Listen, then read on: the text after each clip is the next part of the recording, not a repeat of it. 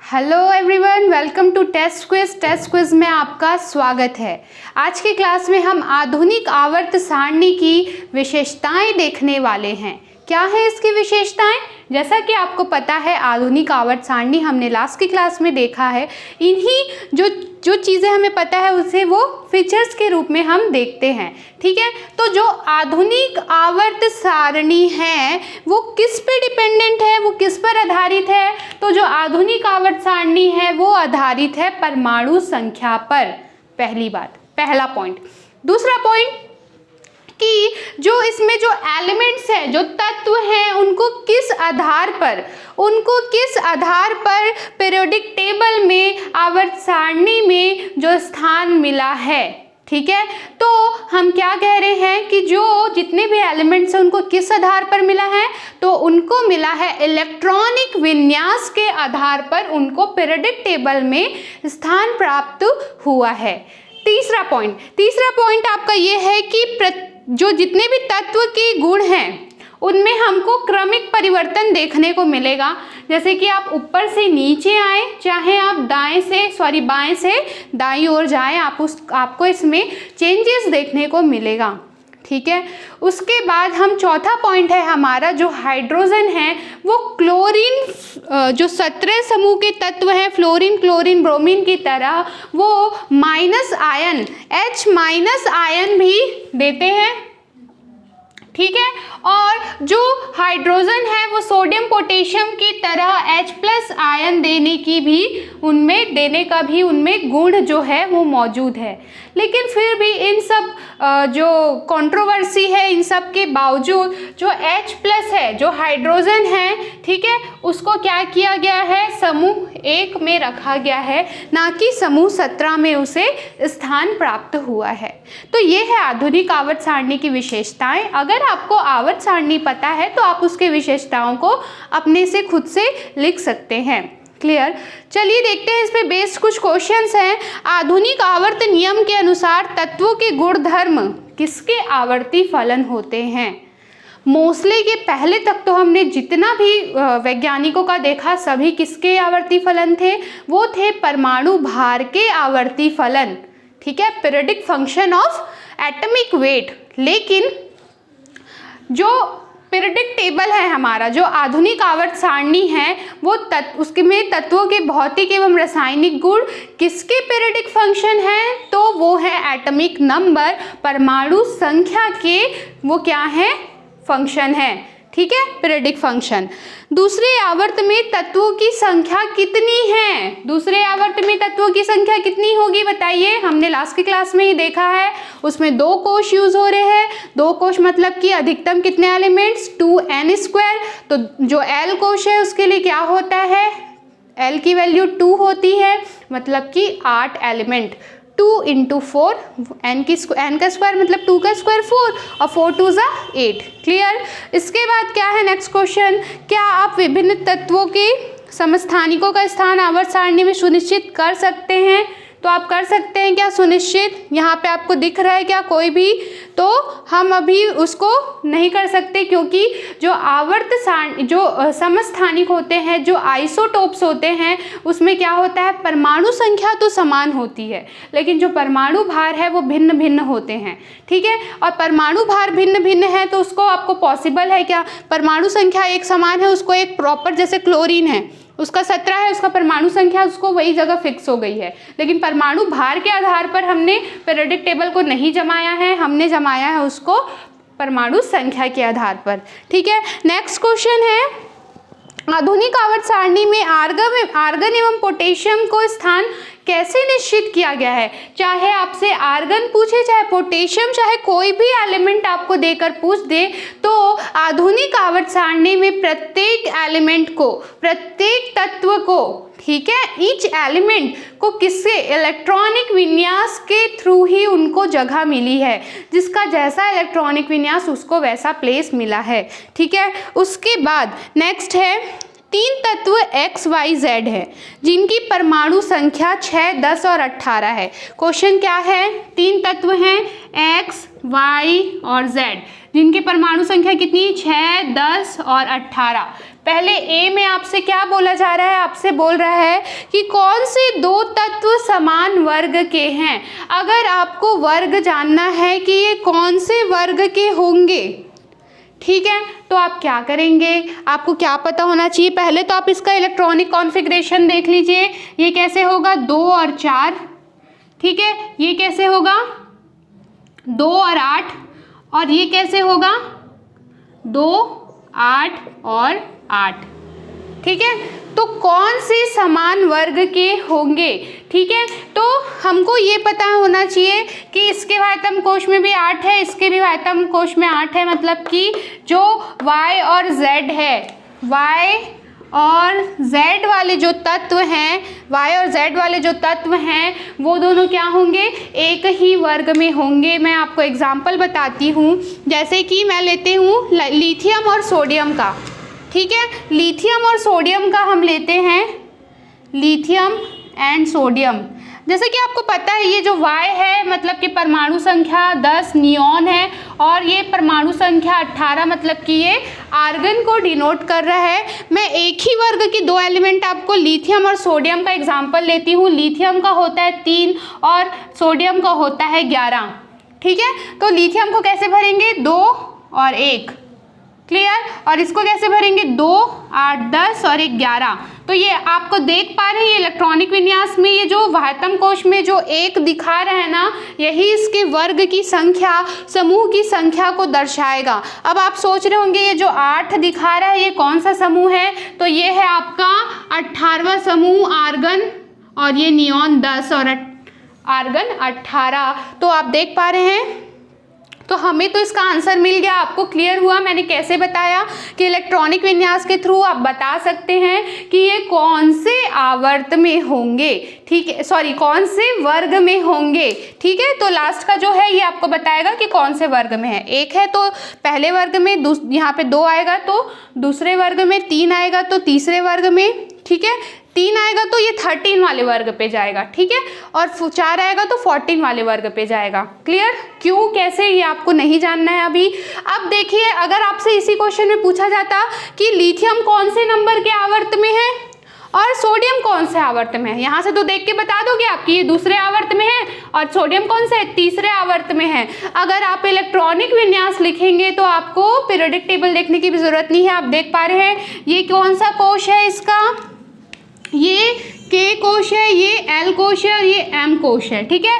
तो लिथियम में आप देख पा रहे हैं K और L दो ही कोश यूज हो रहे हैं, तो ये दूसरे आवर्त में है, और सोडियम KLM तीनों कोश यूज हो रहे हैं, ठीक है, M की संख्या के आधार पर। तो ये कौन सा है, ये होगा तीसरे आवर्त में होगा। फिर नेक्स्ट क्वेश्चन में पूछा है कि कौन से दो तत्व समान आवर्त के हैं। तो समान आवर्त के हैं मतलब कि जिसमें सिर्फ 2 ही कोश यूज हुए हैं, तो वो कौन सा है, X और Y। तो देख पा रहे हैं जो कार्बन 6 है और जो नियॉन 10 है वो दोनों कौन से आवर्त में है, सेम ही आवर्त में है, इसमें 2 ही कोश यूज हुए हैं, K और L, है ना। तो जो B है इसका आंसर क्या होगा, X और Y। क्लियर हुआ आपको ये क्वेश्चन, ठीक है। इस तरह से हमने देखा कि कैसे अगर कोई हमें एलिमेंट दे दे और पूछा कि वो कौन से वर्ग में है और कौन से आवर्त में है बताएं, तो आप उसका इलेक्ट्रॉनिक विन्यास लिखिए और आप उसको समझ सकते हैं। इलेक्ट्रॉनिक विन्यास आपने 9th की क्लास में पढ़ा है, इसलिए मैं इस क्लास में उसको डील नहीं कर रही हूँ। क्लियर, चलिए उसके बाद हम क्या देखते हैं कि तत्वों के आवर्ती गुण, पीरियोडिक प्रॉपर्टीज ऑफ एलिमेंट्स, ठीक है। जो आवर्ती गुण मतलब कि कैसे, आवर्ती गुण मतलब कि क्या, कि जो भौतिक एवं रासायनिक गुण है उसमें नियमित परिवर्तन देखने को मिलते हैं आपको, ठीक है। हाइड्रोजन का आप ऊपर से नीचे आए चाहे बाएं से दाईं ओर जाए, ठीक है, टॉप टू बॉटम आए चाहे लेफ्ट टू राइट जाए, क्लियर, आपको कुछ चेंजेस देखने को मिलते हैं। इन्हीं चेंजेस में सबसे पहला चेंजेस है संयोजकता, ठीक है। क्या है पहला चेंज, आवर्ती, ये क्या है, संयोजकता। ये बहुत इंपॉर्टेंट प्रॉपर्टी है, आपको जानना चाहिए कि संयोजकता, या फिर हम इसको कहते हैं वैलेंसी, ठीक है। तो संयोजकता या वैलेंसी क्या होती है, तो संयोजकता या वैलेंसी आप पहले ये पढ़िए कि तत्व के इलेक्ट्रॉनिक विन्यास के आधार पर समझा जा सकता है इसको, ठीक है। किसी भी तत्व का आप इलेक्ट्रॉनिक विन्यास कीजिए और फिर हम समझेंगे कि कैसा है संयोजकता, ठीक है। तो कोई भी तत्व है उसका इलेक्ट्रॉनिक विन्यास करने पर उसके वाहतम कोश में उपस्थित इलेक्ट्रॉन अष्टक पूर्ण करने के लिए कितने इलेक्ट्रॉन को साझा करते हैं, या तो वो देते हैं या तो फिर वो लेते हैं, ठीक है। तो यही उसकी क्या कहलाती है, ये कहलाती है उसकी संयोजकता। कैसे, चलिए समझते हैं, ठीक है। हम क्या कह रहे हैं कि कोई भी एलिमेंट है, सपोज लिथियम, ठीक है, इसका कितना है, 3 है इसकी परमाणु संख्या, इसका इलेक्ट्रॉन देखें तो 2 और 1। तो संयोजकता क्या कहता है कि वाहितम कोश में उपस्थित इलेक्ट्रॉन, तो ये वाहितम कोश में उपस्थित इलेक्ट्रॉन है, ठीक है। तो ये क्या करेगा, यहाँ पर से ये 1 इलेक्ट्रॉन को डोनेट कर सकता है कि 7 इलेक्ट्रॉन लेने की प्रवृत्ति ज़्यादा रखेगा या 1 इलेक्ट्रॉन देने की प्रवृत्ति ज़्यादा रखेगा। तो ये क्या करेगा, चुपचाप अपना 1 इलेक्ट्रॉन है इसको दे देगा। तो क्या होगा, ये क्या हो जाएगी, इसकी संयोजकता हो जाएगी।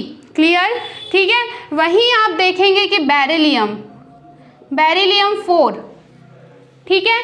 तो बेरिलियम क्या करता है, इसका क्या है 2 और ये 2, ये भी 6 अष्टक पूर्ण करने के लिए इसको अपना वाहितम कोश में जो इलेक्ट्रॉन क्या होता है अष्टक पूर्ण करता है, तो वो क्या करते हैं, वो किसी से उनको मतलब ही नहीं है, ठीक है। वो क्या होते हैं, अपने में ही संपन्न होते हैं, उनको किसी और की ज़रूरत नहीं होती है। इसीलिए हर एक एलिमेंट अष्टक पूर्ण करने के लिए भागता है। अगर अष्टक पूर्ण करने की ज़रूरत है, इसीलिए क्या करते हैं, या तो ये इलेक्ट्रॉन देते हैं या तो फिर इलेक्ट्रॉन लेते हैं। अभी तो हम सिर्फ देने की बात कर रहे हैं, देखते हैं लेने वाले केस में भी क्या क्या होता है। तो क्या होता है, तो लिथियम की संयोजकता क्या हुई, 1। क्यों, क्योंकि वो 1 इलेक्ट्रॉन दे देगा तो क्या हो जाएगा, इसके वाहितम कोश में जो K है अष्टक पूर्ण, मतलब 8 ही इलेक्ट्रॉन जरूरी नहीं है, ठीक है। K है, ये K कोश इसका पूरा भरा भूरा है, इसको कोई किसी और की ज़रूरत नहीं है। तो ये क्या हो जाएगा, इसका अष्टक मतलब कंप्लीट हो जाएगा। बेरिलियम 4 है, ठीक है, ये 2 और ये 2। तो हम क्या देख रहे हैं, वैलेंसी। क्लियर।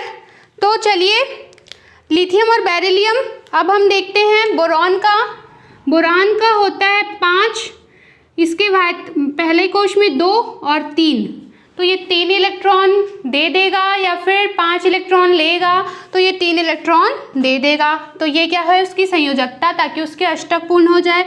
फिर कार्बन 6 का तो 2 और 4, तो जो कार्बन है वो 4 इलेक्ट्रॉन दे भी सकता है और ले भी सकता है, तो इसकी संयोजकता क्या है अपना अष्टक पूर्ण करने के लिए, तो वो है 4। फिर हम क्या देखेंगे, कार्बन के बाद ऑक्सीजन, नाइट्रोजन का देखते हैं, नाइट्रोजन का 7, तो ये क्या 2 और 5। अब ये क्या करेगा, अष्टक पूर्ण के लिए 5 देगा क्या, नहीं, ये क्या करेगा 3 इलेक्ट्रॉन लेगा और अपना अष्टक पूर्ण करने का कोशिश करेगा। तो इसकी संयोजकता क्या हो गई, 3। इसके बाद हम देखें ऑक्सीजन का, तो ये 2 और ये 6, ठीक है। तो क्या होगा, ये क्या करेगा, ये भी अपना 2 इलेक्ट्रॉन लेके अष्टक पूर्ण करेगा। तो ऑक्सीजन की संयोजकता हो गई 2, ठीक है। फ्लोरीन की बात करें तो क्या है, फ्लोरीन का ये है 9, ठीक है। इसका इलेक्ट्रॉनिक विन्यास 2 और 7, ये क्या करेगा, 1 इलेक्ट्रॉन लेके अपना अष्टक पूर्ण कर लेगा। तो फ्लोरीन की संयोजकता क्या हुई, फ्लोरीन की संयोजकता हो गई 1, ठीक है। इस तरह से हमने देखा। अब देखते हैं नियॉन का होता है 10, ये 2 और ये कितना हो गया, ये हो गया 8। तो आप देख पा रहे हैं कि जो नियॉन है उसका तो अष्टक पहले से ही पूर्ण है, ना ही इसे इलेक्ट्रॉन लेने की ज़रूरत है, ना ही इसको इलेक्ट्रॉन देने की ज़रूरत है। तो क्या करेगा, ये चुपचाप किसी से भी कोई संयोजकता नहीं रखेगा। इसकी वैलेंसी अगर आपसे पूछे तो वो क्या होगी, वो है 0। इसीलिए क्या होते हैं, ये जो एलिमेंट्स होते हैं इनको अक्रिय गैस कहा जाता है, क्योंकि ये किसी के साथ भी क्रिया नहीं करते हैं, ठीक है। तो इस तरह से ये क्या है, नियॉन। वैलेंसी आप देख पा रहे हैं। आप लोगों का एक होमवर्क है कि जो संयोजकता है ठीक है। तो जो संयोजकता है वो वर्ग में ऊपर से नीचे आने पर आप जान सकते हैं क्या कि बढ़ेगी कि कम होगी।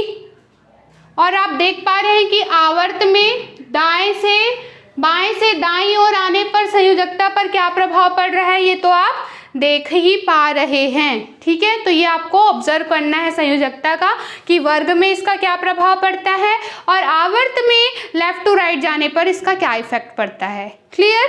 तो ये तो हुई संयोजकता की बात। अब हम इसका दूसरा आवर्ती गुण देखते हैं। संयोजकता क्लियर हुई ना आप लोगों को? अपने अष्टक को पूर्ण करने के लिए साझा करने वाले इलेक्ट्रॉन की संख्या ही क्या होती है, उस तत्व की संयोजकता कहलाती है। ठीक है, तो नेक्स्ट क्या है, दूसरा पॉइंट क्या हो जाएगा इसका आपका, ये होगा परमाणु आकार। परमाणु आकार ये क्या होता है, इसको बोलेंगे अपन एटॉमिक साइज। तो एटॉमिक साइज या परमाणु आकार क्या होता है, किसी भी एलिमेंट के नाभिक से, ठीक है, इसके बाह्यतम कोश का जो आउटर मोस्ट शेल जो होगा वहां तक की जो दूरी होती है ये क्या होती है, ये तो है परमाणु त्रिज्या। और आप कोई भी जो साइज है, कोई भी एलिमेंट है, उसका आकार कौन बताएगा, उसका आकार परमाणु त्रिज्या ही तो बताएगी ना। तो जैसे जैसे आप आकार देखते जाएंगे, ठीक है, वो क्या होगी, उसके आधार पे हम क्या बताएंगे, उसका परमाणु का साइज बताएंगे। ठीक है, तो ये क्या है, क्या होती है परमाणु त्रिज्या, परमाणु के नाभिक के केंद्र से बाह्यतम इलेक्ट्रॉनिक कोश के बीच की दूरी, यही क्या होती है परमाणु त्रिज्या। और परमाणु आकार भी हम इसी आधार पर पढ़ते हैं। ठीक है, अब हम देखते हैं कि जो परमाणु आकार है उसका क्या इम्पैक्ट पड़ता है। ठीक है, जैसे कि आप हाइड्रोजन के लिए देख लीजिए, ये इसका नाभिक और ये क्या है इसका, इसमें क्या है एक ही कोश, के कोश बस यूज करता है, तो क्या है इसका परमाणु का आकार छोटा। ठीक है, इसमें देखेंगे लिथियम या बेरिलियम, जो सेकंड आवर्त की बात करें हम, तो इसमें क्या है ये के कोश, ये दूसरा एल कोश, तो क्या हुआ साइज थोड़ा बढ़ा ना, 2 कोश है तो। और वहीं आप तीसरे आवर्त की बात करें, ये के फिर एल और ये क्या हो गया आपका एम, तीनों कोश आ जाएंगे के एल एम। तो आप देख पा रहे हैं कि जो परमाणु का जो त्रिज्या है, जो परमाणु का आकार है वो क्या है, धीरे धीरे आपको बढ़ता हुआ दिख रहा है, इंक्रीजिंग ऑर्डर में दिख रहा है। ठीक है, तो समूह में ऊपर जाने से, ऊपर से नीचे आने पर तत्व के जो साइज है उसमें क्या परिवर्तन दिखता है, तो आप इसको लिखेंगे कि वर्ग में, आप देख पा रहे हैं आपका आंसर, आपको इसका आंसर आपको पता है, वर्ग में ऊपर से नीचे आने पर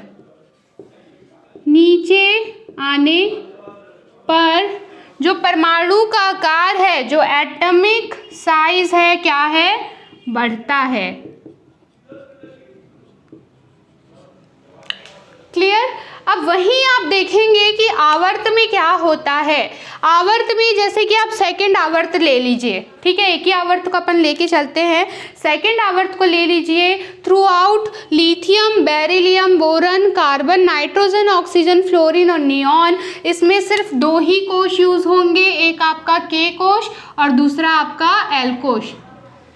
ठीक है, कोशों की संख्या बढ़ी क्या, नहीं बढ़ेगी, क्योंकि वही तो इसका रीज़न है कि वो सेकंड आवर्त में है। ठीक है, तो आवर्त में दाईं से बाईं ओर जाने पर आवर्त में क्या होगा, ठीक है, ये तो ठीक है कि कोशों की संख्या नहीं बढ़ेगी, लेकिन जो इसमें आप देखेंगे लिथियम में पहले एल कोश में 1 इलेक्ट्रॉन, फिर बेरिलियम में ये के कोश तो पूरी तरह से भरा हुआ है। ठीक है, बेरिलियम में 4 है तो ये 2 हो जाएगा, बोरन में 5 है तो यहाँ पे 3 इलेक्ट्रॉन आ गया, फिर कार्बन में 6 है तो यहाँ पे 4, फिर नाइट्रोजन में 5, फिर ऑक्सीजन में 7, ठीक है, सॉरी 6, फिर फ्लोरीन में 7 और नियॉन में पूरा 8। तो इस तरह से आप देख पा रहे हैं कि ठीक है कोशों की संख्या तो नहीं बढ़ रही है, लेकिन जो इलेक्ट्रॉन हैं वो क्या है, बहुत ज़्यादा आकर्षित करते हैं नाभिक से। ठीक है, नाभिक की ओर आकर्षित होते हैं। और आप देखेंगे कि आवर्त में लेफ्ट टू राइट बाईं से दाईं ओर जाने पर जो एटॉमिक साइज है, जो परमाणु का आकार है, वो क्या होता है? घटता है। ठीक है, तो इस तरह से आप क्या देख पा रहे हैं कि परमाणु साइज की हमने बात की, परमाणु आकार की बात की, तो उसके लिए हमने सबसे पहली बात की परमाणु त्रिज्या की। तो परमाणु त्रिज्या क्या है? नाभिक से लेके उसके वाह्यतम कोश तक की दूरी ही क्या है? नाभिक की त्रिज्या होती है। ठीक है, उसके बाद क्या है? अगर हम वर्ग में बात करें तो हमें पता है कि कोश की संख्या बढ़ती जाती है, तो परमाणु का आकार क्या है? बढ़ता जाता है। वर्ग में ऊपर से नीचे की ओर आने पर सभी तत्वों के परमाणु का आकार बढ़ेगा। आवर्त में क्या होगा? बाएं से दाईं ओर जाने पर जो परमाणु हैं, ठीक है, जो नाभिक से जो इलेक्ट्रॉन है वो और आकर्षित होते हैं, एक दूसरे को अट्रैक्ट करते हैं, तो जो परमाणु का आकार है वो क्या होगा? वो क्रमशः घटता जाता है। तो ये है आपका परमाणु का आकार। ठीक है, आज की क्लास के लिए इतना ही। अगले क्लास में तत्वों के आवर्ती गुण में कुछ और जो फीचर्स हैं हम वो देखेंगे। Stay home, stay safe. Thank you.